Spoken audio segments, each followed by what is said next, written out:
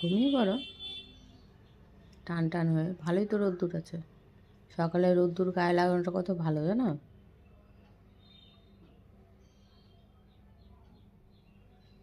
একটু চিন্তায় আছে, হুলুর বাবাই চলে গেল।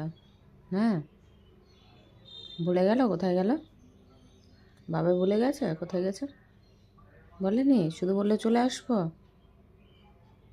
এটাই বললো চলে আসবো, বললো শুধু, ওই জন্য মনটা খারাপ।